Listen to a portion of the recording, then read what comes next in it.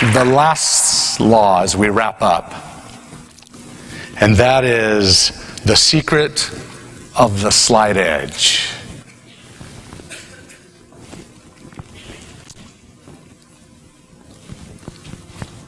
And there's 3 principles of the slight edge that I want to share with you.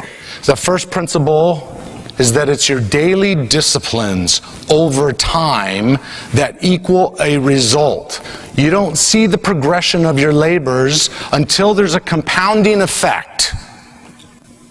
So the key is feeding your mind with good material that you'll continually take action toward a goal or a dream to the point those daily disciplines, every day, successful disciplines will eventually have a compounding effect and you'll get a result.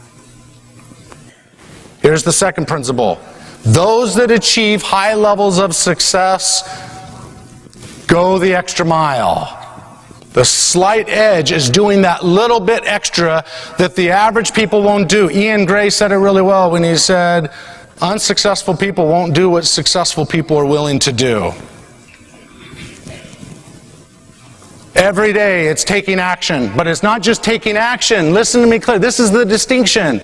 It's doing a little bit more than you're capable of, or you feel that you're capable of. It's that extra 1%. It's that extra 2%. All the rewards come to those that are the next 1%, 2%, 3% extra effort will make all the difference in whether or not you succeed or fail. Peter Vidmar, who doesn't live far from here, was in the 1984 Olympics. He was a gymnast. He won a number of gold medals at a time when America didn't win a lot of gold medals for gymnastics. Peter Vidmar would point this out in a talk I heard him give. Here's one thing he would do different from everyone else. When practice was through, he would stay in the gym and practice for an extra 15 minutes.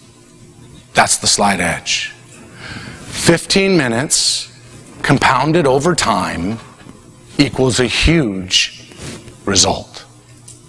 Here's the last principle, number 3 of the slight edge, and that is this. You can hardly tell the difference between first place and second place. When you look at the number 1 athletes in the world, when you look at the difference between number 1 and number 2, you could not tell the difference from the naked eye.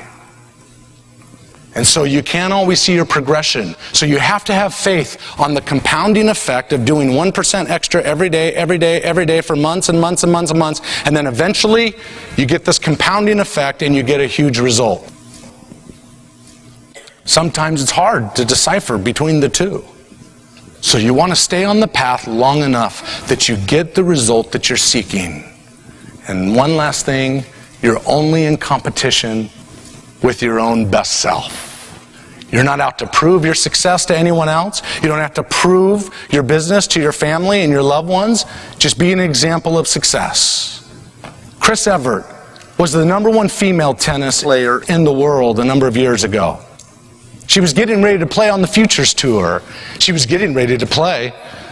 A 17-year-old girl, when she was ranked number 1, the 17-year-old girl was ranked 175th in the world. By the way, the slight edge would say the difference, if you look at it from the naked eye, you would not see a huge difference between the 1% and the 175th percent.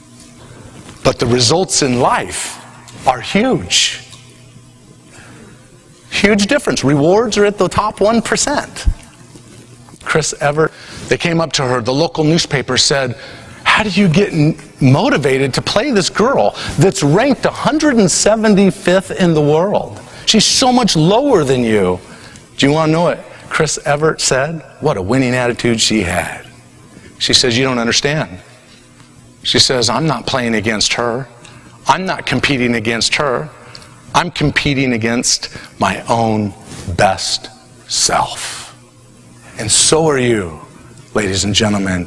You're only in competition with the best you that you have to offer.